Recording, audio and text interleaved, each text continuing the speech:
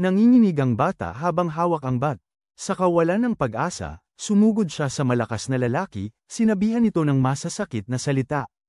Pero syempre, binatukan siya nito ng martilyo. Napakalakas ng pagtama kaya umikot ang bata sa ere. Narinig ang pagbagsak ng maliit niyang katawan sa lupa habang nakikita ang isang estante na may kung ano-anong gamit. Pagkatapos, lumipat ang tanawin sa isang mapayapang lugar, isang magandang fountain, habang nagpapatuloy ang pananakit. May mga nakasabit ding mga larawan sa dingding, isa rito ay may mga medalya. Makikita ang isang paa ng bata, madumi at nangangatog. Ang martilyo, nang nasa kamay ng malakas na lalaki ang maruming bagay, tinanong niya kung sulit bang mabuhay kapalit ng pagsasabi ng pangalan ng iba. Pagkatapos, lumayo ang kamera at nakita natin ang lahat ng iba na nakahiga sa lupa habang nakatayo ang malakas na lalaki na may hawak na martilyo. Naroon pa rin sa sahig ang flyer na may mukha ng ating bayaning si Kim. Si Jang Chun-sol, ang pangalawa sa Sokdong-hai, ay tumingin sa flyer at sinabing dudurugin niya ang ating binata. Kasunod noon, inilipat tayo sa auditorium ng Sumun High School. Ang ilang estudyante ay nakanganga habang pinapanood ang nangyayaring away. Pinapanood din ito ni Min-a at ng kaibigan niya, at ang kaibigan niya ay nakatakip ang kamay sa bibig. Nagulat din ang mga kaibigan ni Dong. Kalmado lang na nakaupo si Kim, nakakrus ang mga braso, nagmamasid. Tapos may nakitang sugat na kamao. Sunod, nakitang hingal na hingal at nagmumura si Kang Wook, sinasabing naglalaro lang sila. Nakadapa sa sahig si Dong-woo, ang nerd, at nawalan ng malay. Halatang hindi basta sesuko ang nerd at nagsimulang bumangon. Nagulat ang mga tao sa paligid na nakakatayo pa siya. Naalala ni Park Kang-wook na nasuntok niya ng mabuti ang bata, simula sa mukha. Sinundan pa yun ng suntok sa tiyan, at isa pang suntok sa mukha. Ngayon na nakikita niyang nakakatayo ulit si Dong-woo, nagtataka siya kung paano pa kaya ito nakakabangon matapos ang tinitiis ang ganitong uri ng pananakit. Galit na galit, minumura niya ang nerd. Pinunasan ni Dong-woo ang mukha gamit ang kamao at sinikap na pakalmeyan ang sarili nang hindi sumasagot. Kinagat ni Kang Wook ang labi at nagsimulang mautal sa galit. Pagkatapos ay sinugod niya ang nerd, sigaw na dapat sanay nanatili na lang ito sa pagkakahiga. Tumama ng diretso ang suntok niya sa mukha ni Dong-woo, na napaatras dahil sa lakas ng suntok. Pero nagawa niyang gamitin ang paa para hindi matamba. Nakita natin na nakagat din niya ang labi sa galit, pero ang mata niya ay dilat at nakatuon. Sinubukan niyang suntukin si Kang Wook, na tumawa habang umiiwas at sinabing napakabagal ng suntok ng bata. Habang nakaharap sa kanya, tinanong niya kung ano ang kaya, kahit paulit-ulit siyang bumangon at some-iron ang gamit. Napaubo ang ating nerd dahil sa sipa sa tuhod. Bigla na lang, mabilis na lumapit ang paa ng kalaban sa mukha niya. Tumama ang sipa at umikot ang ating boy. Isa pang nerd na kaibigan ni Dong-woo, nakapanood ng pagkatalo niya. Napahigi siya sa lupa, nadadala ng puwersa ng sipa habang tahimik na nanunood ang ibang estudyante sa paligid. Naalala ng kaibigan niyang nerd na tinanong niya ito kung nag-e-ensayo nga ba ito ng pakikipaglaban kay Kim, at sumagot naman ito ng oo. Sabi ni Dong-woo hindi niya alam kung matututo pa siya, pero ginagawa niya ang makakaya. Hindi naman kasi siya pwedeng umasa kay Kim habang buhay. Tanong naman ng kaibigan kung bakit hindi pwede umasa sa iba. Nakitang hindi naiintindihan ng ating nerd, ipinaliwanag ng kaibigan na noon, lahat ay may kanya-kanyang papel. Na si Doyle ay ipinanganak na Doyle, at sila ay ipinanganak na kung sino sila, ibig sabihin, malalakas at mahihina. Kahit na matapos ang malakas na sipa na yon, bumangon ulit ang ating nerd. Sinasabi ng mga tao sa paligid na baliw na raw siya, na hindi na raw dapat siya bumangon at tinatanong kung may bali na ba siya. Iniisip naman ng iba kung siya pa ba talaga ang Dong-woo na kilala nila at kung bakit paulit-ulit siyang bumangon. Ang ating binata, bagamat bagbog sarado, ay nag-iingat muli. Si Park Kang-wook ay napipi. Iniisip niya kung ano ang nangyayari. Ang batang ito ay hindi nga maayos na makontrol ang sarili niyang katawan. Kaya bakit naman kaya, lagi ba siyang nakatitig pabalik na para bang siya ang mas mataas? Kinuyam niya ang mga kamao at naisip na ganoon din ang nangyari noon. Tapos naalala niya noong binubugbog siya sa kalye, ganoon din ang tingin ni Jongjin sa kanya. Tingin ng isang taong talagang nawawala ng pag-iisip. Napagpasyahan ni Kang Wook na ang akala ng nerd na ito ay kaya niyang solusyonan ng lahat sa pamamagitan lang ng pagpapanggap na matapang kaya hahayaan niya itong maging gaano man katapang. Hindi naman malakas ang batang nasa harapan niya, kaya habang susugod siya, pinagtibay niya sa isipan na sa pagkakataong ito ay ipapatumba niya ito at hindi na niya hahayaang tumayo pa. Umisad pa siya ng suntok sa mukha ng bata. Ang nasirang mukha na ng bata ay napaatras, pero habang sumusukli ay sinubukan nitong suntukin ang kalaban gamit ang kaliwang kamao. Umiwas ang isa. Nakita niya ang pag-awang iniwan ng kalaban dahil sa ginawang pag-atake. Agad siyang naghanda para sa susunod na galaw, at saka sinipa ang baba ng ating nerd. Sumigaw ang mga kaibigan niya. Napahiga si Dong-woo dahil sa lakas ng sipa. Samantala, kalmado lang na pinanunood ni Kim ang lahat. Narinig namin ang sunod-sunod na pagsipa habang lumipat ang kamera sa ibang bahagi ng auditorium ng paaralan. Pagkatapos ay bumalik sa gitna ng gulo kung saan tinatapakan ni Kang Wook ang ating natumbang kaibigan habang pinapanood siya ng mga estudyante. Paulit-ulit at walang habag siyang sinipa ang bata. Sinigawan siya ni Kang Wook na tumigil sa pag-akyat sa hagdanan ng katayuan at manatili na lamang kung saan siya nararapat. Habang lumalakas ang galit niya sa bawat sipa, paulit-ulit niyang sinabi na huwag na itong subukan muli. Nakikitang lumalala ang kanyang galit, dahil sa mga suntok, nag-alala ang mga kaibigan niya. Napagod si Kang Wook at hingal na hingal matapos sipin ng nerd natin at tumayo sa ibabaw ng kanyang walang kilos na katawan. Pero syempre, gumalaw si Dong-woo. Nauutal at hinihingal, nagulat si Kang Wook sa nakita niya. Nagmura siya at sinabing ang bata ay isang pasaway na walang alam sa kanyang lugar. Pagkatapos ay tumalikod siya at nagsimulang maglakad palayo, hingal na hingal pa rin. Habang papalapit sa grupo ng mga estudyante, itinutulak niya ang mga tao at inaaway sila. Nanlalaki pa rin ang mga mata ng kaibigan ng nerd natin at nagsisindak sa lahat ng nakita niya. Muli, bumalik siya sa naisip na si Doyle ay isinilang na si Doyle at sila naman ay isinilang bilang sila. Sang-ayon ng kaibigan, na iba talaga sila. Sabi niya alam niyang hindi siya magiging katulad ni Doyle, pero wala namang pakialam si Dong-woo. Bigla na lang sumigaw ang ating nerd kay Kang Wook, tinatanong kung saan ito pupunta. Parang lahat sa hallway ay napahinto, pati na si Kang Wook. Pati ang kaibigan ni Mina ay natanggal ang hair roller sa gulat. Habang umiikot ang kalaban, sabi ng ating nerd na sinabi na niyang huwag tatakas, hindi pa ito tapos. Nagbago na ang ekspresyon. Natatakot na si Kang Wook. Pawis na pawis, nakagat ang labi habang pinagmumura sa isip ang ating binata. Iniisip kung zombie ba ito, sumugod ulit. Naghahanda ng suntok habang muli siyang sinisigawan sa isip. Bumaba na. Muli, tumama ng diretso ang suntok sa mukha ng nerd na sugatan na. Nakita naming napaatras ulit ang ulo niya. Pero iba na ang nangyari ngayon. Nakita rin naming nagsisimula ng ngumiti. Napansin din ito ng kabilang bata at nagtataka kung umingiti nga ba ang nerd at kung tuluyan na ba itong nadadaig. Susuntukin sana siya ng ating binata, pero nakailag ang kalaban. Nagtama ang mga mata nila saglit. Balik tayo sa eksena kung saan tinanong ni Dong-woo si Kim kung paano niya mapapanalo si Kang Wook. Pagkatapos ay pinagtama ni Kim, hindi raw kung paano siya mapapanalo, kundi tiyak na mapapanalo niya ito. Nang makita ang naguguluhang mukha ng nerd, dagdag pa niya na tiyak na matatalo niya ang kalaban.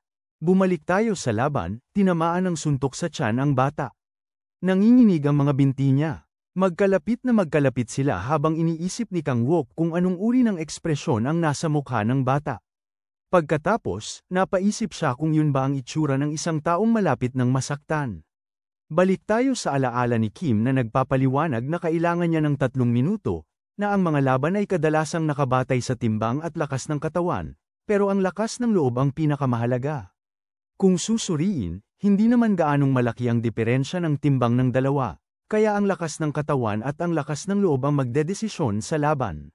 Sabi pa niya, nagsanay ng husto ang bata sa dalawang aspeto na yun, pero si Kang Wook ay hindi naman nagsanay. Na kung makakayanan ng bata ang eksaktong 3 minuto, hindi na makakaiwas ang kalaban sa mga suntok niya. At saka natin makikita na totoo nga. Tapos, ang ating nerd ay nakapanghampas ng malakas sa gitna ng mukha ng lalaki. Biglang nanghina ang paa nito. Napapaisip siya kung ano ang nangyari sa paa niya. Ipinaliwanag ni Kim sa ating nerd na mahihikayat ang lalaki at magsasayang lang ito ng lakas ng walang mapapala. Tapos nakita natin ang ating nerd na sumipa sa gitna ng mukha ng lalaki. Halo-halo ang sakit at gulat sa mukha ng kalaban dahil sa suntok na yon. Nang bumangon sa lupa, takot na ang itsura niya.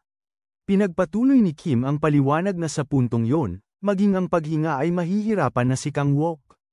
At mula noon, para na lamang siyang panakip butas. Naghahanda ang ating nerd ng malakas na suntok at tumama ito ng diretso sa baba. Ang mga nanunood na mas lalong nagulat ngayon. Naalala niya ang sinabi ni Kim na lahat ng pinag-aralan at pinagdaanan niya ay gagamitin upang mapigilan ang kalaban. Bigla na lang, gumanti si Kang Wook at tumama ang suntok nito sa tenga ng ating nerd. Bumalik ang alaala sa pag-upo sa bench habang ipinaliwanag ni Kim na ang sikreto sa panalong laban ay ang lakas na pinapalakas ng tibay ng loob. Balik sa laban, susuntukin na sana siya ng lalaki. Pero mas mabilis ang ating nerd at nataman niya ito sa baba. Sa sumunod, nataman din siya ng suntok. Pero nakasagot din siya ng isa pa. May punto na sabay silang nataman. Naalala niya si Kim na kung sakaling isipin niyang susuko na siya, manalo man o matalo, ay sumigaw siya ng malakas. Tapos, habang nakikipaglaban, dumating ang sandaling yon at sumigaw si Dong-woo ng napakalakas. Umasal ang ilang alaala sa isip niya kung paano siya binugbog ni Kang Wook, at nagbigay yun sa kanya ng lakas para makapagbigay ng malakas na suntok sa lalaki. Naalala niya rin kung paano siya ginamit na upuan para itapon ng lalaki ang telepono nito. Naalala rin niya ang napipilitang pagkain ng mga uod at ang paulit-ulit na pagsuntok at paghampas sa mukha niya. Ngayong siya naman ang gumagawa noon sa bully. Determinasyon ang makikita sa mukha niya. Iniikot niya ang paa niya para makadagdag ng lakas sa mga suntok niya. Sumisigaw siya ng malakas, inihanda niya ang kanyang suntok. Naalala ng kaibigan niya ang pagpapatuloy ng usapan kung saan sinabi ni Dong-woo na ayos lang na hindi maging katulad ni Doyle. Na para sa kanya, ang pagiging sarili na niya ay sapat na. Si Mina, ang mga kaibigan niya, at maging si Kim ay lahat nakamasid na mabuti sa takbo ng laban. At tumama ang suntok na kanyang inihanda ng buong lakas sa mukha ni Kang Wook. Lahat ito habang sigaw ng siga, binubuhos ang lahat ng kanyang galit at lakas ng loob. Pagkatapos noon, lumipas ang ilang sandali habang nakikita natin ang magagandang tanawin sa paligid ng paaralan at auditorium. Tapos nakita natin ang kalaban na nakahandusay sa sahig, walang kibo. Nanatili namang nakatayo ang ating nerd, tila nahihirapan. Patuloy na nanunood ang mga tao, mga bibig na tuyo sa sobrang pagkanga. Tumakbo ang mga kaibigan ng nerd papalapit sa kanya, saka siya niyakap at nagdiwang na parang mga bata. Nakangiti ang mahiyain na kaibigan na may luhang tumutulo sa mata dahil sa sobrang saya. Binuhat siya ng mga kasama habang ikinalat ng mga tao ang balita ng kanyang tagumpay. Ang ating nerd ay tinawag na sa wakas na boss ng Somun High School. Isang buong lungsod ang natatakpan ng nyebe sa mga bubong nito. Sa loob ng isa sa mga bahay, may nagtatype sa computer. Isang babae ang nagsabi sa kapitan na ang lahat ng impormasyon ay ipinadala na kay KOX, isang sikretong programa sa pagmemensahe na ginagamit ng mga blackheads. Patuloy na nagtatype ang babae sa kanyang computer, nakaupo na nakataas ang mga tuhod sa upuan. Habang nakikita natin ang parang billiard hall ang itsura, may nagtanong kung gaano katagal na ang kapitan ng batang yon. Bigla kaming bumalik kay Kim na nagpapasalamat sa telepono habang napapansin ni Dong-gu ang suot nitong wireless earbuds. Tinanong niya si Kim tungkol doon at kung sino ang kausap nito. Pagkatapos ay napansin niyang hindi niya alam kung saan sila pupunta at tinanong si Kim. Sinabi ng ating bida na masyadong sunod-sunod ang mga tanong ni Dong-gu at tila nahihirapan itong pumili kung alin ang uunahin. Pinili niyang itanong kung saan sila pupunta at sinabi ni Kim na nangako siyang lilinisin ang Sukdong-hai sa loob ng isang linggo. Hinawakan ng ating bida ang isang salaming pinto at binuksan ito. Sa loob ng lugar na yon, isang lalaking may sigarilyo. Sa kanyang kamay ay nag-uutos sa isa pa na inganga at ilabas ang dila. Ang lalaking may sigarilyo ay tila napansin ng pagbukas ng pinto ng ating bida. Hindi siya nakilala at tinanong kung sino ito. Pagkatapos ay makikita ang tila isang billiard hall na may 7 tao sa loob. May isang lalaki na nakahawak sa bibig ng isa habang may hawak na sindihang sigarilyo. Sinabi ng ating bida sa nerd na kailangan itong tuparin ang pangako nito. Maya-maya ay may taong nakahandusay sa isa sa mga billiard table, halatang pagod at sugatan matapos ang isang pag-aaway. May isa pang nakahiga malapit sa maruming dingding ng billiard hall. Ang lalaking may hawak ng sigarilyo kanina ay nagtataka kung sino ang ating bida, nanginginig habang nakikita si Kim na nakatayo sa harap niya na may bilyar na hawak. Si John Jong-soo ito, ranggo 4 sa Sukdong High School, na nagtataka kung paano nagkaroon ng katulad niya si Sim Hoon-ha. Nakita natin ang eksena kung saan tinapon ni Kim ang 3 bola ng bilyar at tinamaan ang ulo ng 3 lalaki habang iniisip kung ano ang mali sa kanyang paraan ng pakikipaglaban. Si John Jong-soo naman ay pinoprotektahan ng mukha, natatakot, habang binibitawan ni Kim ang hawak na bola ng bilyar. Pagkatapos ay tinanong niya ang lalaki kung gusto nitong mabuhay o gusto nitong makausap ang Diyos. Ang isa pang lalaki, pawis na pawis, ay nagtataka kung bakit ganoon ang tanong. Sinabi ng ating bayani na kung gusto nitong mabuhay, mas mabuting magbukas ng tenga at makinig dahil 2 tanong lang ang itatanong niya. Seryoso siyang tumingin kay ang lalaki at sinimulan ang paglilista ng mga tanong na gusto niyang itanong. Pagkatapos ay tinanong niya kung ang negosyong pinapatakbo niya, ang Targex Young People, ay ang website ng pastahan. Sinabi ni Kim na ibunyag niya ang lahat ng kaugnay na ebidensya at mga taong sangkot sa modelong negosyo na iyon.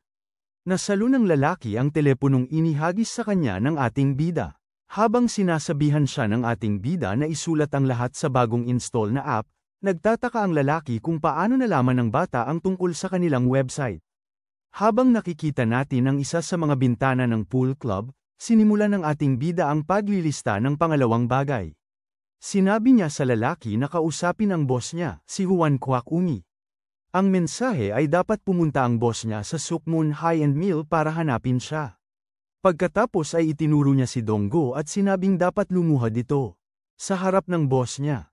Habang kinakabahan ng ating nerd, dagdag pa ni Kim na kung ayaw niyang makipaglaban, iyon ang dapat niyang gawin. Nagtataka ang lalaki kung gaano kaya kalakas ang batang may salamin kung ang tauhan niya ay isang ganito kalakas. Tinapak ni Donggo si Kim sa balikat at sinabihang maghintay. Tinawag siya sa gilid para sa isang mabilisang pribadong usapan. Pagkatapos ay tinanong niya kung magandang plano nga ba yun at sinabi ng ating bayani na tiyak siyang pupunta sa paaralan. Nagsimulang magpanik siya at nagtanong kung paano nalaman ni Kim ang napakaraming impormasyon kay Juan Kwak-umi at kung nababaliw na ba ito. Kalmado namang sinabi ni Kim na magkakaroon naman talaga ng away grupo. Kinakabahang nag-uutal ang ating nerd at nagtatanong kung ano ang pinagsasabi nito. Sinasabing nitong mga araw na ito, wala ng mga gang war. Ipinaliwanag ng bata na natalo niya si Jong Baem, tapos sumulpot si Hyuching, saka si Kim Jong-shin, at panghuli si PG Chil. Nakakainis daw ang sunod-sunod na pakikipaglaban at sinabi ni Kim na kay Sukdong, ipapasabog na lang niya lahat ng sabay-sabay. Patuloy na nag-aalala ang nerd at nagtanong kung alam ba niya kung gaano karami ang tao kay Sukdong, tapos sinabi nitong madali lang silang masasama lahat dito. Sabi naman ng ating bida, hindi na niya kailangang alalahanin yun. Humakbang siya ulit sa harap ng lalaki, tapos sinabihan niya itong tawagin si Juan Kwak-umi. Ilang segundong katahimikan ang sumunod habang nakikita natin ang magandang mesa ng bilyaran. Napangisi ang lalaki at tinanong kung seryoso ba siya, pero ayaw yun ng ating bayani at nagtanong kung bakit ito tumatawa at kung gusto nitong makipag-usap sa Diyos doon mismo. Ani ay unang beses niyang may makitang humihiling na makipagkita sa kanya. Karaniwan na ang hinihiling ay ang kabaligtaran.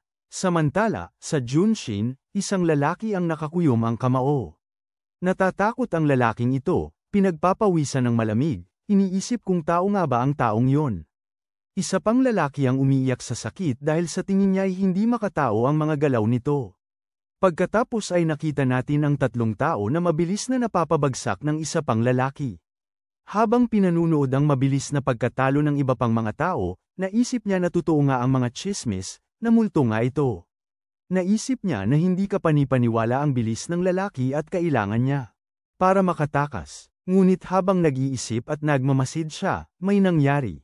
Tapos nakita natin na dumaan sa kanya ang multo na may hawak na kutsilyo at hindi niya man lang napansin.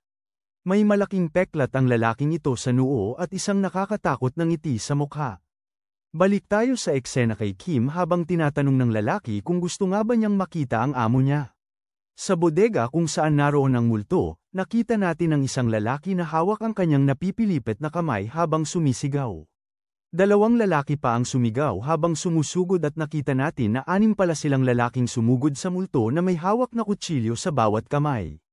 At nakangiting malupit, mabilis siyang gumalaw mula sa isang kalaban papunta sa isa, walang bahid ng pagod. Nakita natin ang lalaking may dalawang kutsilyo sa kanyang mga kamay, madyugo. Malamig at nakangising ang kanyang titig at sinabi ng lalaki kay Kim na nasa isang paglalakbay ang boss. Sumunod, nakita natin kung ano talaga ang kanyang paglalakbay habang ang multo ay sumasalakay sa iba pang mga mandirigma. Sunod-sunod ang mga suntok, umiihip ang kutsilyo sa hangin. At gaya ng dati, nakangiti pa rin siya. Nakangiti rin ang kanyang nakamamatay na titig. May napansin siya sa kanyang likuran at inihagis niya ang kanyang kutsilyo habang sinasabi ng lalaki sa ating bayani na pagbalik niya sa Sewell. Tinanong ng multo kung ano yun at paglingon, nakita natin ang isang napakalaking kamao na papalapit sa kanya. Diretso sa mukha ng multo tumama ang suntok. Lumipad siya dahil sa lakas at husay ng suntok. Bumagsak ang multo sa lupa. Nakadapa siya at nakita natin na may ilang ngipin siyang natanggal dahil sa suntok. 5 niyang ngipin ang nakakalat sa lupa malapit sa kanya. Umuulan na sa walang malay na katawan ng multo. Paulit-ulit na sinasabi ng lalaki sa ating bata na agad siyang mag-uulat pagdating niya. Ang boss, ang lalaking nagpabagsak sa multo ng isang suntok lang, ay si Huang Quackhui. Pagkatapos ay dinala tayo sa isang kulungan sa isang araw na maulan. Sa loob ng kulungan, may mga nakasarang pinto at mga ilaw na nakabukas. Sa isa sa mga selda, nakita natin ang isang lalaking may mahabang buhok na kilala na natin, nakaupo sa wheelchair. May nagsabi sa kanya na may pagpupulong. Pagkaraan ng ilang sandali na walang sagot, tinawag siya ng tao sa pangalan. Tapos, nilinggan niya na rin. Isang taong may hawak ng flyer ng ating bida ang nagtanong kung siya nga ba yun, habang ang isa naman ay nagsabi na 2 buwan na ang nakalipas ng mauspital ang grupo ni Wei Sik-in. Tinatanong niya kung siya rin ba ang nasa insidente sa billiard hall. Sumagot si John Jong-soo ng oo, na siya ay isang tauhan ng bagong boss ng Sumoon High School na si Mei Dango. Nagpatuloy siya sa pagkukwento na bigla na lang silang pumasok sa silid at pinilit siyang dalhin ng boss sa Sumoon at pakainin bago ang bagong boss doon. Pagkatapos ay nagsinungaling siya na pinaalis niya ang lalaki matapos siyang bahagyang sawayin at sinabi pa na habang iniisip niya ito ay mas lalo siyang nagagalit. Pinunit ni Jang Chun Sil ang flyer sa dalawa at may ngiting sabi na ang mundo ay nagiging baliw na baliw talaga. Maya-maya, sinabihan niya ang bata na huwag silang pansinin. Tapos tinanong kung hindi ba yun yung lalaking nagsabing nagretiro na siya kay Pai Ji Chil at halatang nagsisinungaling.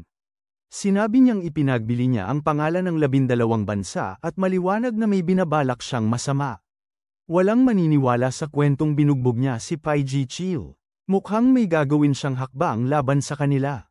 Nakikinig si John Jong-soo habang sinasabi ng isa na nakapagpalaki siya ng isang matapang na tao sa negosyo niya. Pagkatapos ay pinagdikit niya ang mga kamay niya at sinabing ang ganitong klaseng tao ay wala nang matitira sa kanyang landas.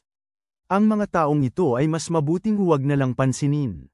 Samantala, malayo roon, makikita natin ang isang magandang gusali na may hintuan ng boss sa harapan habang umuulan. Sa cellphone, isang babae ang nagsasabi na ngayong araw ay aaralin nila ang Chapter 3 at ang mga basic ng malapitang pakikipaglaban ng Blackheads. 2 vending machine ang binabasa ng ulan habang may tumatawag kay Doyle at tinatanong kung sa tingin ba niya ay pupunta nga si Won Kwak-ui sa paaralan sa Sumoon. Pagkatapos ay sinagot niya ang sarili niyang tanong na hindi, at tinanong kung ano kung sakaling pumunta nga ito doon, at sumagot si Kim na mapapanalo rin nila siya kahit paano. Tapos si Donggu, ang masungit ang mukha, ay nagsabi na sinasabi lang niya yun dahil hindi niya kilala si Wong at nasa ibang level daw ito kumpara sa iniisip niya. Humingi siya ng suporta kay Jinju, na kanina pa nagmamasahe sa balikat ng ating bida, at parang pumayag naman ito. Nagtanong si Donggu, kung tao nga ba talaga ang lalaking yun o hindi. Kalmado pa ring kumakain ang ating bayani at tinatanong kung ano ang ibig sabihin nito.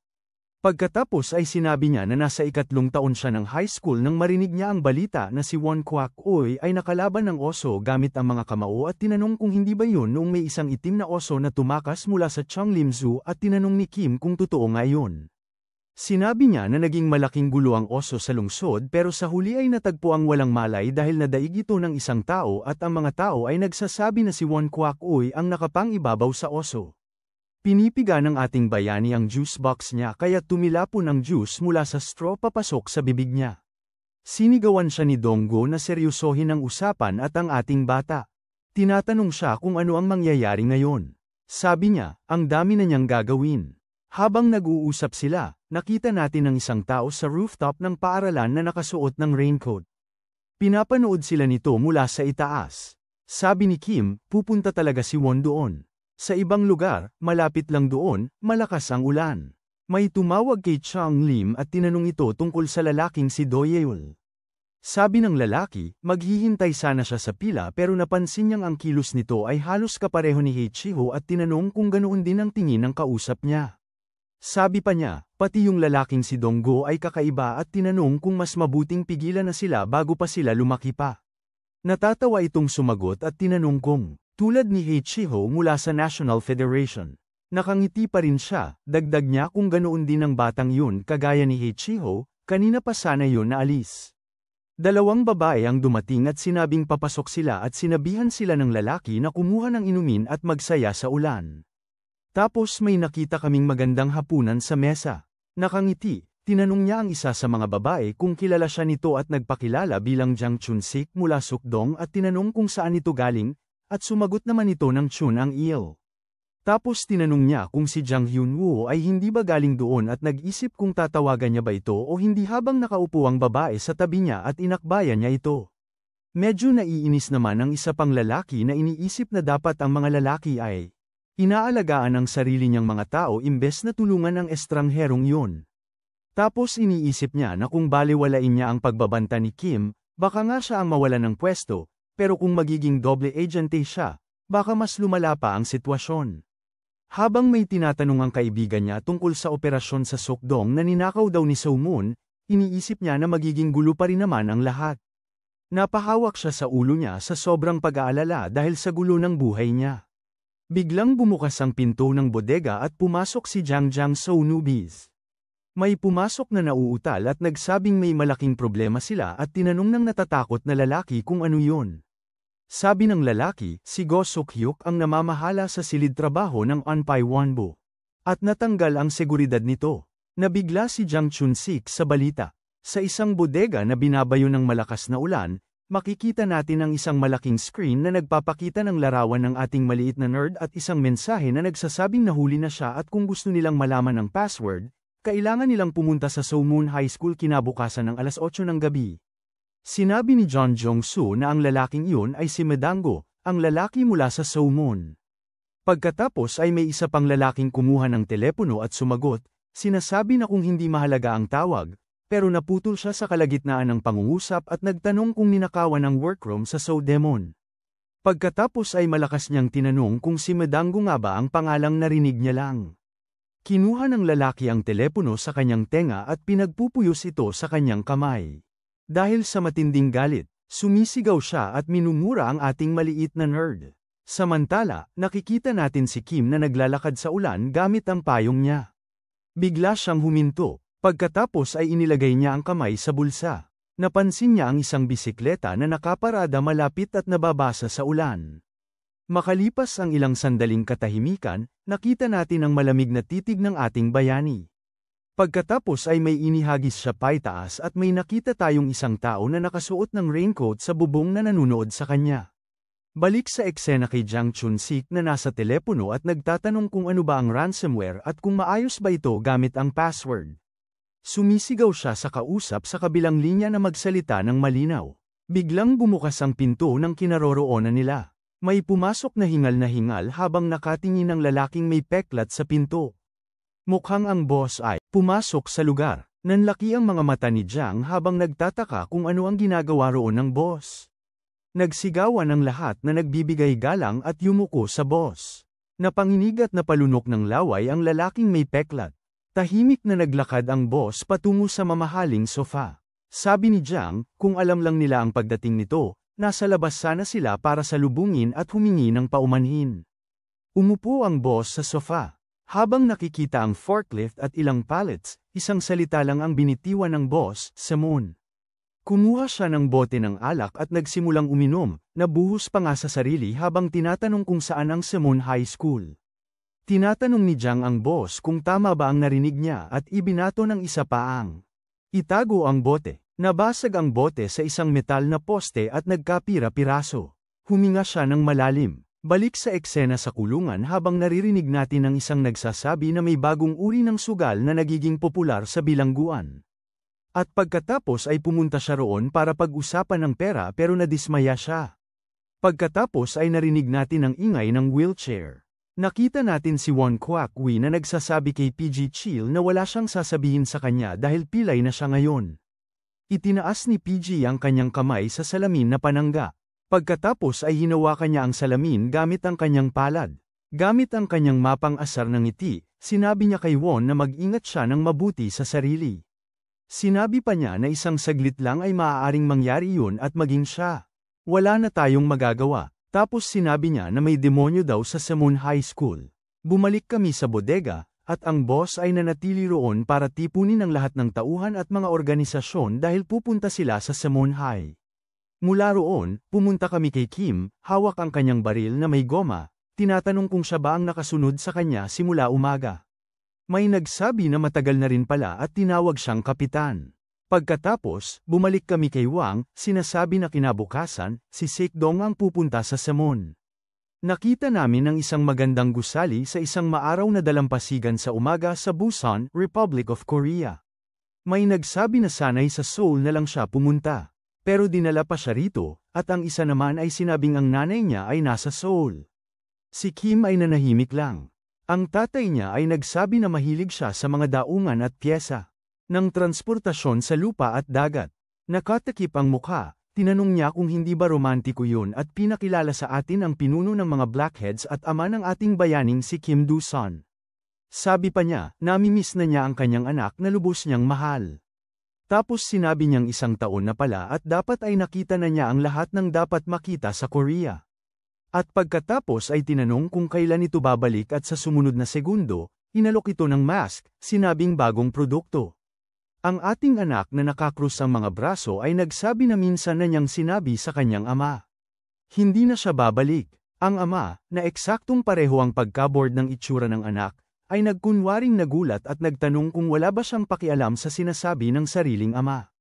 Tanong pa ng ama kung siya ba ay nainis dahil ang account niya ay na-freeze at sabi niya wala siyang kinalaman doon at gawa yun ng finance team. Si Kim, na walang emosyon ng mukha, ay nagtanong kung yun na lang ang sasabihin ng ama niya. Sumunod ang katahimikan habang tanaw natin ang magandang vase ng halaman sa likod ng salamin. Tumayo ang anak at nagsabing aalis na siya dahil may appointment pero niyaya siyang kumain ng ama at nagtataka kung saan niya nakuha ang pagiging irritable. Saka sinabi ng lalaki na mas madaling makipagkita sa presidente kaysa makisama sa mga anak niya. Habang paalis na ang anak, sumigaw ang ama mula sa malayo na mahal niya ito. Nakita natin ang anak na naglalakad palayo at tinawag ng ama ang assistant niyang si Gyeon. Ang assistant ay isang S-rank na miyembro ng Blackheads na nagngangalang Ji Gyeon. Pagkatapos ay pakiusap niya na alagaan nito ang anak niya na laging nagdudulot ng malaking gulo saan man magpunta.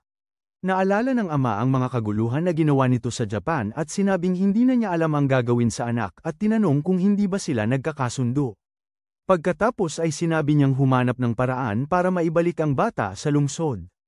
Ipinatong naman ng bata ang kamay sa dibdib bilang pagsang-ayon sa utos. Sinabi ni Kim Do-sung na makikita na naman niya ang bata sa pagtitipon ng Blackheads. Ilang minuto ang lumipas, tinanong ng ating bida kung gusto ng blondo na sumama at kung bakit siya sinusundan. Sa malapit ng matapos na laro ng soccer sa high school, nakita natin ang buong grupo na nagkakatipon. Sa orasan sa field, 51 minuto pasado 7:00 na ng gabi. Napatingin ang maliit na nerd sa cellphone niya at naisip na baliw si Kim Doyle. Naalala niya ang sinabi ni Kim na darating ang Sekdong at dapat handa na silang lahat bago mag-8:00. Pinagpapawisan ng malamig ang maliit na nerd, iniisip kung gaano siya nagtiwala sa sarili. Muli niyang binasa ang mga mensahe niyang sinasabing kanselado ang plano dahil hindi siya makakapunta, pero sinabi rin naman niyang pupunta siya. Nalilito siya kung ano ang gagawin niya kung hindi darating si Kim. Tanong ng isa kung bakit nakatayo lang sila sa gitna ng field, at sagot ni Kang Wook na hindi niya alam. May flashback na nagpakita ng isang pakete ng cookies. Tapos nakita natin si Kim na nagtatanong. Humingi si Kang Wook ng tulong at inalok ito ng cookies. Tapos, sa kasalukuyan, naalala ni Kang Wook na wala siyang nagawa kundi pumayag, kahit pakiusap man o suhol yun, hindi niya kayang tumanggi sa mga seryosong matang yun.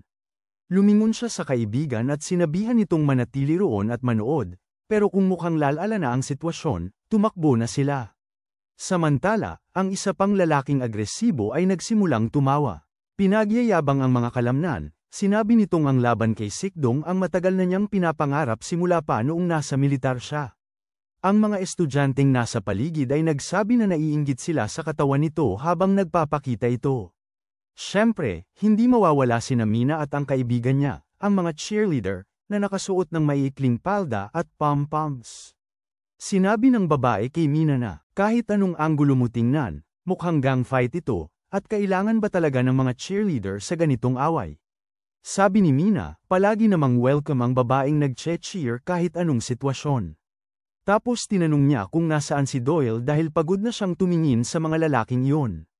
Samantala, yung maliit nating nerd, nanginginig sa takot habang hawak ang telepono. Iniisip niya kung saan kaya nagtatago ang lalaking iyon matapos gumawa ng napakalaking problema. 59 minuto pasado alas 7 na ng gabi ang orasan. Tanong ng isa sa mga lalaki kung may katuturan pa bang lumaban sa mga batang Sikdong, at sabi naman ng isa, dapat daw ay umalis na siya noong may pagkakataon pa. Punta tayo sa istasyon ng tren ng Yongdingpo. May isang taong naglalakad ng kalmado sa istasyon. Sabi ng blonde na nakahanap siya ng studio apartment malapit sa bahay niya at sabi ni Kim kung gusto niyang lumabas, sige lang. Patuloy sa paglalakad ang ating binata habang i-check ang phone. Pagtingin niya sa oras, alas 8:11 ng gabi. Sa kanya naisip na talagang na-late na siya. Dahil sa pag-iisip, nabangga niya ang isang tao. Huminto siya para tingnan kung sino ang nabangga niya. Samantala, nakikita natin si Mina na nagtatanong kung hindi ba alas 8 na at hindi ba alas 8 ang simula ng laro, at sabi ng kaibigan niya, hindi laro yun, away yun. Sa orasan, alas 8:24 ng gabi. Pinagpapawisan ng ating maliit na nerd pero nakangiti. Ngumiti siya at sabi niya, may sense naman pala mula umpisa. Niyakap ni Donggo ang kaibigan niya, at sinabi niyang alam niyang hindi pupunta si Sikdong sa pangit na paaralan na yun at halos makatakas na sila at naging mga walang alam na mga bata. Sabi ni Mina, nagdala siya ng pritong manok para manood ng away at nagtataka kung masasabi ba niya sa kanila na mag-away na lang sila. Ang iba ay nagdiwang dahil hindi sila dumating. Ang iba naman ay nag-iisip kung dapat na silang umalis at mayroon pang nagtatanong kung dapat ba nilang kunan ng litrato ang sandaling yun. Sabi ni Kang Wook, akala niya magpapakita sila ng kaya nila ngayon at humingi siya ng sigarilyo sa kaibigan niya. Pero ang kaibigan niya ay nakatayo roon na tulala, nakatingin sa isang bagay habang tinatawag ulit siya ni Park Kang Wook na humihingi ng sigarilyo. Nanginginig, itinuro ng bata ang isang bagay. Nakita namin ang dalawang lalaki sa ibabaw ng pader tapos ang iba ay binubuksan ang mga gate ng paaralan. Sumisigaw ang ilan pa at tumakbo ng diretso papunta sa kanila. Napagtanto ng ating maliit na nerd na may nangyayari. Maraming tao ang papunta sa direksyon nila habang nakatayo pa sila sa gitna ng field. Sumigaw siya at sinabing bigla na lang silang sumulpot. Pagkatapos ay napansin niya ang kaguluhang kanyang nilikha. Kabilang sa mga taong papalapit ang boss at ang lalaking may peklat. Ipakikilala natin ang ilang tao tulad ni Jong Mongwon, leader ng Kangsa High School at kaanib ng Sikdong. Jong Dumin, leader ng Munshin High School, isa pang kaanib ng Sikdong. Bayu Won na nasa ikatlong ranggo sa Sikdong High School. Ang malaking lalaking may peklat na si Jang Chun-sik na nasa pangalawang ranggo sa Sikdong High School.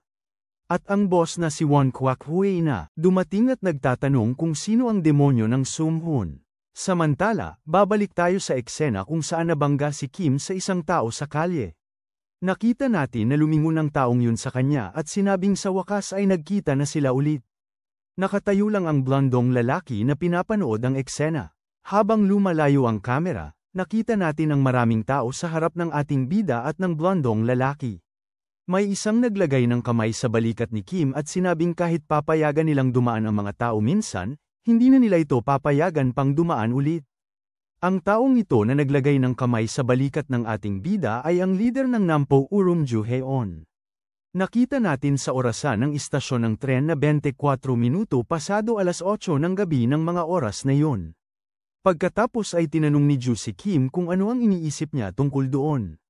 Agad nating nakita si Donggo na kumukuha ng suntok sa mukha. Napaiwas siya sa pangalawa. Sa ibang lugar, may 3 lata ng soda at ilang steak sa plato.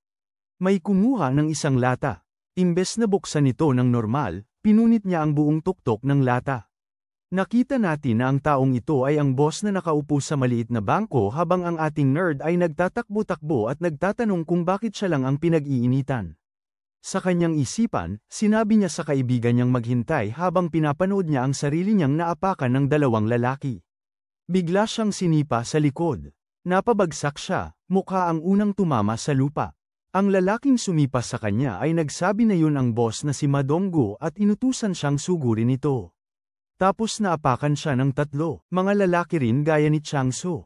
Ang ika-4 na hakbang sa video ay sumagi sa isip niya. Gumamit ito ng maduduming taktika at lakas. Sunod, nakakita ang ating mahiyain na lalaki ng isang paa na walang bantay at kinagat ito. Kinagat niya ito ng buong lakas ng kanyang galit. Ang lalaking nakagat ang paa ay napasigaw sa sakit. Tinatanong ng kalaban kung ano yun. Samantala, sinabi ng kaibigan ni Kang Wook na napakarami nila at dapat na silang tumakbo. Nagsimulang tumakbo siya at sinabi sa kanyang baliw na kaibigan na tumakbo rin. Pero nilingan ni Kang Wook at nakita ang maliit na mahiyain na lalaki na naapakan at matapang na lumalaban. At akala namin babalik siya para tumulong pero sinabi lang niya sa kaibigan niyang maghintay at tumakbo na rin. Pero ang ating malakas na kaibigan, hindi. Patuloy niyang pinapadapa ang mga manlalaban ng Sikdong. Habang umuungal ng pagkalakas-lakas, dalawa-dalawa ang kanyang napapatumba. Nakatingin si Jong Dumin kay Jinju at naisip na natalo na ng baliw na iyon ang 30 katao mag-isa. Tapos naisip niya, inaasahan na ngayon mula sa dating pangatlo ng Iljon High School. Pero maliban sa kanya, ang iba'y walang silbi. Sumigaw ang takot na malakas na lalaki para gumalaw sila at magtipon sa gitna para matapos silang lahat ng sabay-sabay. Alas 8:42 na ng gabi ang oras sa relo habang iniisip niyang may mali talaga sa lahat ng ito. Nagtataka siya kung paano nakapasok ang mga taong yun sa sistema nila at kung paano nila napapayag ang boss nila na gumawa ng ganoong hakbang. Nakatayo na ang ating maliit na nerd. Lubhang nasaktan ang kawawang lalaki. Hinihingal din at sugatan ang lahat ng kaibigan niya. Tanong ni Jinju kung yun nga ba ang bantog na paraan ng pangangaso sa Supdong. Umatras ang kamera at nakita natin na napalibutan nila ang mga lalaki sa gitna ng soccer field. Tanong ni Jang Chun-sil kung ano pa ang hinihintay nila at utusan silang tapusin na ang mga ito. Pagkatapos ay nagtakbuhan ng karamihan papunta sa gitna para tapusin ang ating mga kaibigan. Sabi ng kaibigan ni Mina na hindi magandang oras para kumain ng pritong manok. Iminungkahi niyang i-report nila sa pulisya ang pangyayari at nagtataka si Mina kung bakit sila sinasaktan ng ganoon. Pagkatapos ay sumulpot si Jong Dumin sa likuran ng mga babae at tinanong kung anong ginagawa nila roon. Makikita ang syudad sa gabi na may sarado na ang mga tindahan. Tinanong ng kaibigan ni Kang Wook kung anong ginagawa niya at pinagbilasan siya. Nang makita nitong huminto siya, tinanong kung pagod na ba siya pero ang totoo'y inaalala niya ang itsura ng ating mahiyain na binata na binubugbog pero matapang na nakakapit. Sinabi niya sa kaibigan na sa tingin niya ay dapat siyang bumalik sa gulo. Sabi ng kaibigan niya baliw na ito at tinanong kung naihulog ba nito ang telepono o ano dahil ang pagbalik ay ibig sabihin ay mapapahamak din siya. Sinabi ni Kang Wook sa kaibigan na nangako siyang tutulong habang inaalala ang pagbibigay ni Kim sa kanya ng cookies at ang pakiusap na tulungan ang mahiyain na binata. Sinukli niya ang buhok at bumalik na sinasabing siya si Kang Wook, ang laging nahihirapan at siya ay sanay na naman daw siya sa sakit. Tinatanong ng kaibigan niya kung anong klaseng loika yun. Samantala, sa gym ng eskwelahan, buhat-buhat sina Mina at ang kaibigan niya, at sinasabi ni Mina na nakakahiya siyang buhatin ng isang pangit na lalaki at maghihiganti siya. Sunod, may taong nakahawak ng paa ng isa. Nakita natin ang ating nerd na binubuhat, parang wasak na wasak. Habang binubuhat siya, iniisip niya na puro kalokohan lang pala ang mga rules sa pakikipaglaban ng mga blackheads. Nilalay niya si Kim Doyle, sinasabi niyang isang malaking manloloko ito. Nakaluhod at nakatali ang ating nerd, may takip pa ang bibig. Napilitan ding lumuhad ang iba, nanginginig. Nahandusay naman ang ating malakas na lalaki, wala nang malay sa. Nakatayo sa lupa, pinagmamasdan sila ni Won Kwak Oy kasama ang kanyang mga tauhan. Iniisip niyang masamang ideya lang talaga ito mula sa kabilang paaralan at nagtataka kung bakit nagsinungaling si PG Chill. Tinanong ni Jane Chunsil kung paano nila mapaparusahan ang mga bata. Inutos ng boss na dapat silang parusahan at sinimulan sa lalaking nasa kaliwa, dapat siyang masaktan ng husto. Sunod ang nasa gitna, dapat siyang masaktan ng husto rin. At ang nasa kanan, dapat siyang masaktan ng husto rin. At sa huli, ang lalaking lumaban hanggang huli, ibigay na lamang natin siya sa Panginoon. Sa labanan para sa kataas-taasan sa pagitan ng mga paaralang Kangsu at Sumon, isang estudyanteng may problema ang nasangkot sa isang trahedya. Nakalulungkot na aksidente. Tinatanong ni Jane Chunsil kung hindi ba magandang kwento yun at tinanong ang isa pang lalaki kung ano ang palagay nito at sumang-ayon nito. Sabi ni Jung, titipunin niya ang mga may record sa Youth Rehabilitation Center at aasikasuhin ang lahat ng walang problema. Makikita ang isang pares ng nanginginig na kamay. Si Sang Hyol, ang batang nasa kaliwa, ay nagmamakaawa ng tawad habang tumatawa at nanunuya ang malakas na lalaki. Tinatanong nito kung na-realize na ng bata ang kanyang pagkakamali. Sumisigaw ang bata, humihingi ng tawad at nagmamakaawang patawarin lamang siya sa pagkakataong ito, sinasabing tunay siyang nagsisisi. Paulit-ulit siyang sumisigaw at nagmamakaawang patawarin lamang siya sa isang pagkakataon na iyon. Isang kutsilyo ang naitapon sa lupa sa nasa harapan niya. May tumawag kay Medango habang nakatingin siya sa kutsilyo na may luhang umaagos sa mga mata. Tinanong ni Wang kung ang lalaking sumalungat at lumaban hanggang huli ay ang kanilang leader. Pagkatapos ay sinabihan niya itong tapusin na ang bata at kung gagawin niya yon, patatawarin niya ito. Hinihingal si Sang Hyol, kinakabahan, nauutal habang nakatingin sa kutsilyo sa harap niya. Habang nakatingin sa kutsilyo, naiisip niya ang kaparusahang natanggap niya. Nagsimulang abutin ng sandata na nanginginig. Pagkatapos ay tuluyan na niyang kinuha ang kutsilyo. Pinapanood siya ng iba, nakangiti. Tinawag siya ng isa sa mga kaibigan niya nang makita nitong tumayo na siya. Humakbang ang bata, umiiyak at halatang nahihirapan. Lumapit ito sa ating maliit na nerd na nakatitig pabalik gamit ang isang mabuting mata nitong nanlalaki.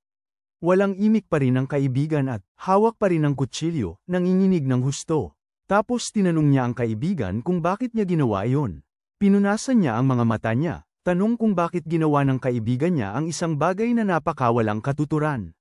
Habang nakatakip ang mga mata ng lalaking may peklat, tumatawa, tinanong ng kaibigan kung ano ang inaasahan nilang mga mahina na makamit sa lahat ng iyon. Humihikbi ng malakas, sinabi niyang mula sa simula pa man, wala silang pag-asa, silang mga katulad nila. Iniisip ng isa, nerd, mabubuti naman sila at matitiis.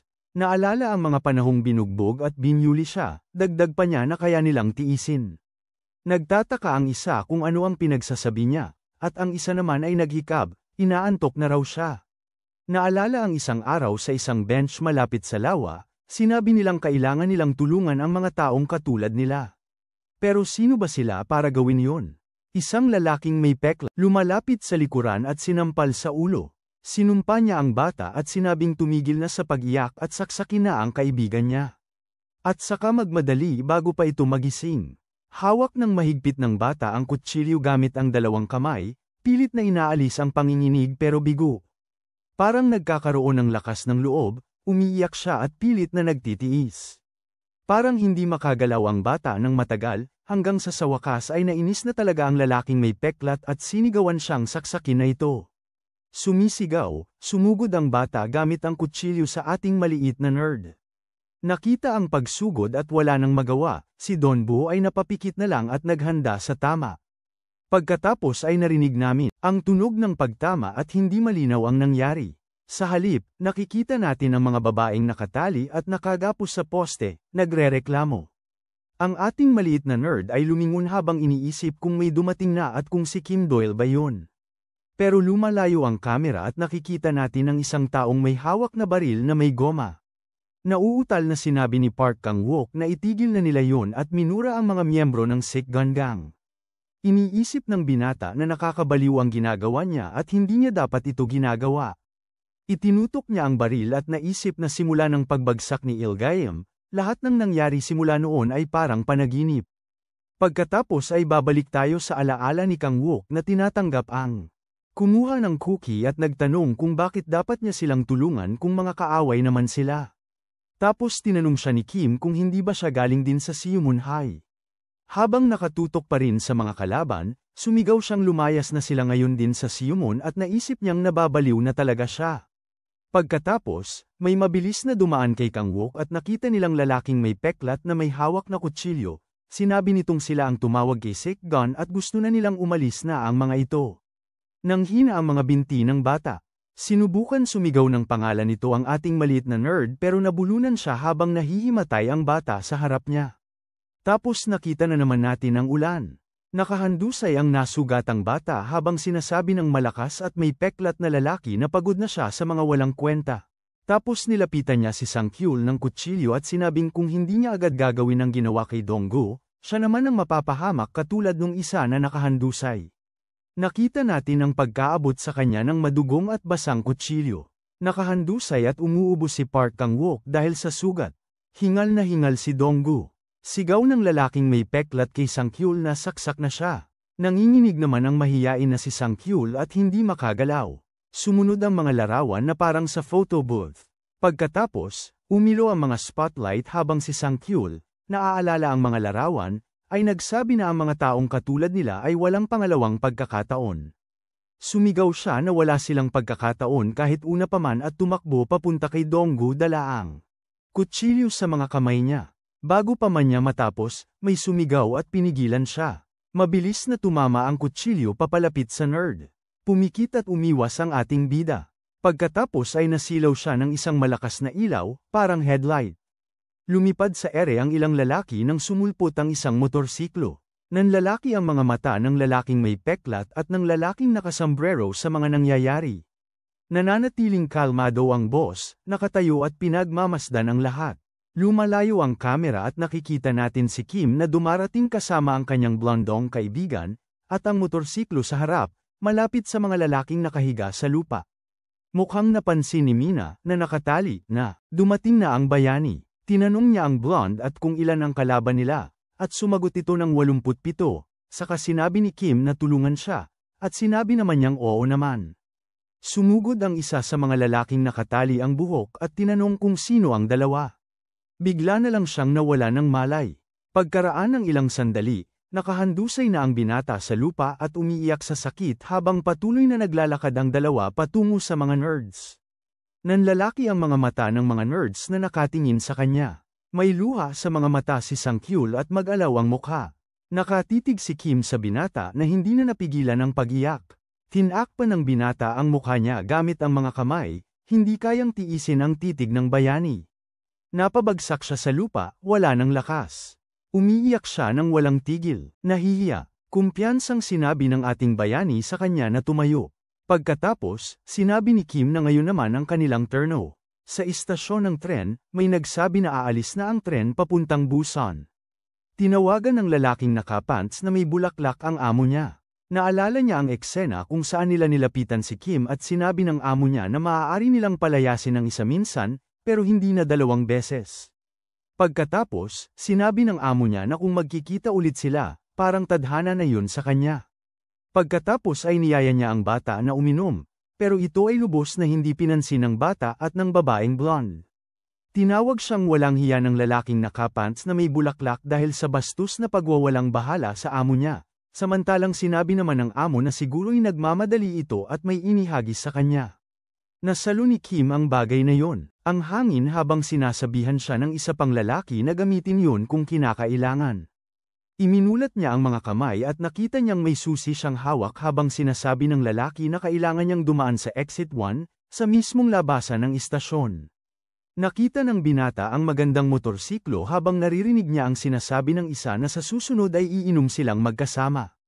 Balik tayo sa lalaking nakapants na may bulaklak na disenyo, tinatanong kung bakit niya patuloy na tinutulungan ang bata. Pagkatapos ay ngumiti ng bahagya ang amo. Balik sa paaralan ni Suyan, may isang batang lalaki na walang malay sa lupa. Pagkatapos sa isa pang sulok ay may 3 pang nakahiga. At pagkatapos noon ay nakita natin ang blonde at si Kim na madaling napabagsak ang 2 pa. Ang ating maliit na nerd ay nakaupo roon, nakanganga, nagtataka kung sino ang lalaking tumutulong. Si Kim ay dahil silang 2 ang nakapabagsak ng mahigit 70 katao ng napakabilis. Si Mina ay nakawala na at kumakain ng pritong manok habang pinapalakpakan si Kim.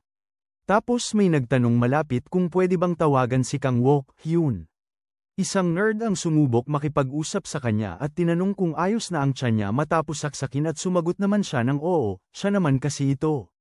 Sabi niya siya si Park Kang Wook, ang laging may problema, at gano'n na siya ng ilang buwan na. Isang saksak lang hindi siya matatapos noon. Pagkatapos, binuksan niya ang damit niya at pinakita na handa siya at may libro palang nakasabit sa tiyan niya at ang isa pang lalaki ay natuwa naman. Ang malakas na lalaki ay nakahiga pa rin sa lupa at hindi kaya. Bumangon na iniisip na huwag sana siyang kalimutan ng mga ito. Samantala, ginagapi na nina Kim at ng blonde ang natitirang miyembro ng Sipdong crew. Nag-aalinlangan sila kung tama ba na manood lang sila habang binubugbog ng 2 ang grupo ng Sipdong nang hindi tumutulong. Naalala ng maliit na nerd na pagdating ni Kim ay humingi ito ng paumanhin sa pagkalate at nakita nitong pagod na siya, saka pinagtipon ang mga kasama at pinaupo sa mga bench. Sinabi ni Donggu na kahit ayaw niyang aminin, dahil sa mga sugat nila ay mas mabuting manatili na lang sila at huwag nang makialam. Pagkatapos ay nagtanong siya kung hindi ba kakaiba ang boss sa kabila, na hindi man lang gumagalaw o nagbabago ang ekspresyon ng mukha habang pinapanood ang pagkatalo ng buong grupo niya. Sunod, madaling nadapa ni Kim ang isa pang kalaban. Lumalayo ang kamera at nakita naming lumipad ang bata at lumapag sa paanan ng malaking lalaki. Tumawa ito at sarkastiko nitong sinabi na natatakot na talaga siya dahil itinago pala ng Samon High ang kanilang sekretong armas. Dagdag pa niya, kaya pala hindi niya maintindihan kung bakit sila inasar ng mga nerd na yon. Pagkatapos, tiningnan niya ang ating bayani at tinanong kung siya nga ba yon. Ilang sandali pa, sinabi niyang pamilyar sa kanya ang mukha ni Kim at nag-isip sandali kung siya ba ang nakatalo kay PG Chill. Muli siyang tumawa at nagtaka kung siya nga ba ang Thunder Fist na nakita niya sa poster. Kinutya ng lalaki ang ating bayani, pinagtatawanan ng palayaw na Thunder Fist at tinanong kung nasa 8th grade pa ba ito. Pagkatapos, sumugod siya rito at sinabi ang, parang hindi naman gaanong espesyal ang bata para mapa-address ang isa sa 12 bansa. Si PG Chill ang unang nakapag-isa ng Iljong. Bago siya, may isa pang estudyante sa paaralan na halos magawa rin yun. Si Jang Chun-sik yon, ang ating matapang na lalaki na takot din naman. Tinawag siyang talunan matapos ang nangyari sa kanya at kay PG Chill kung saan natamo niya ang kanyang peklat. Pero matapos niyang masakop ang buong Timog Kanlurang Seoul mag-isa, natakot na ang lahat sa kanya, at ang talagang nakakatakot ay ang kanyang pagiging malupit. May eksena kaming nakita kung saan 2 lalaki ang may hawak sa isang babae habang siya'y nasa harap ng isang lalaking may gunting. Sinabi ni Jang sa lalaki na para maprotektahan ang kanyang kasintahan, kailangan lang niyang ibigay ang daliri niya at inihahanda ang daliri ng lalaki na puputulan, tinatanong kung handa na ba siya. Biglang tumayo ang malakas nating lalaki at sinabing ang lalaking iyon ay walang awa at kailangan nilang maging maingat sa kanya. Tapos bigla na lang natin nakitang sumigaw sa sakit si Jang habang hawak-hawak ang kaliwang braso. Nanlaki ang mga mata ng malakas nating lalaki. Nagtataka si Jang kung ano ang nangyari habang kinakagat ang labi at hawak ang kaliwang kamay. Tapos nakita natin na sinuntok ni Kim ang kamay niya, nabali ang buto sa daliri ng lalaki. Sabay himas sa buhok, tinanong niya kung ano ang tinitignan ng lalaki na may ganun kalalaking mata habang iniisip kung paano niya nagawang tamaan yun. Tapos sinabi niya sa sarili na kalma lang at huwag magpadala sa murang mga tiyuhin. Bigla na lang sinipa ng ating bida ang kalaban sa mukha. Akala ng kalaban madaya ang ating bayani, pero marunong din naman siyang makipaglaro ng ganoon. Magpapanggap siyang nadadala sa pang-aasar ng bata. Madali niyang naiwasan ang sipa ni Jang. Napasubsob ang kalaban sa likuran niya. Agad siyang humarap. Napakabilis ng kilos niya kaya ang tubig na tumatama sa kanya ay bahagya pang na-delay bago ma-register na wala na siya roon. Habang papalapit siya sa ating bida, iniisip niyang lokohin ito sa pamamagitan ng pagpapanggap na isang baliw na nadala sa pang-aasar at basta na lang sumugod. Paniwalain niya si Kim na basta na lang siyang sumusuntok nang walang iniisip, samantalang alam na alam niya ang ginagawa niya. Unti-unti niyang bubuo ang daan patungo sa kanyang totoong pag-atake. Samantala, magaan ang pag-iwas ng ating bayani sa mga suntok nito. Ang taktika ay ang paulit-ulit na pag-atake sa itaas na parte ng katawan ni Kim at kapag bumaba ang kanyang bantay, isang may direksyong suntok ang ilalabas para mapilit siyang yumuko. At gaya ng inaasahan, gumana ito. Isang perpektong sipa sa tuhod ang ipinukul nito sa mukha ng ating bayani. Hawak ng malakas na lalaki ang ulo nito, sinasabing iyon ang specialty ni Jang Chun-sik.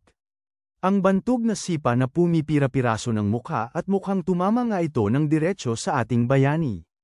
Ngunit may tumama muli sa mukha nito pagkatapos. Nagtataka ang lalaki kung ano yun.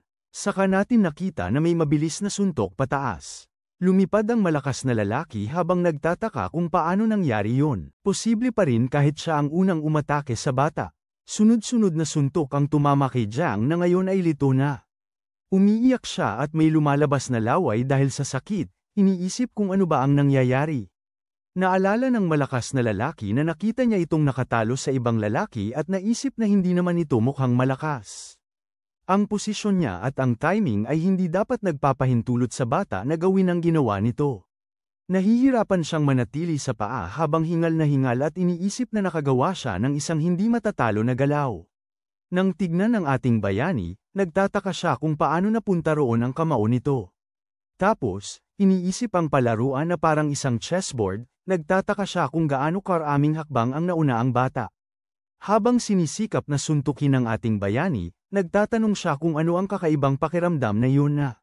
Nagsimulang makaramdam. Habang papalapit ang kamao ni Kim, nadama niyang masasapak siya at talagang nasuntok nga siya mismo sa gitna ng mukha. Dahil sa lakas ng suntok, napaatras siya. Nakita natin ang isang magandang lamppost na puno ng ilaw sa harap ng mga gusaling may bilang 107 at 108. Iniisip ni Jang na malinaw niyang nakita ang papalapit na kamao ni Kim habang hawak ang kanyang ilong na parang malapit ng mahulog pagkatapos ng suntok. Inalis niya ang kamay at nakita niyang dalawa sa kanyang ngipin ang natanggal at naisip niya na kahit alam niyang darating ang suntok ay hindi niya ito naiwasan. Nakatitig sa kanya at hawak ang kanyang mga ngipin, iniisip niya na parang sumasalungat ito sa lahat ng loika. Nagsisimulang magpanik siya at muli, tanong niya sa sarili kung ano ba ang nangyayari.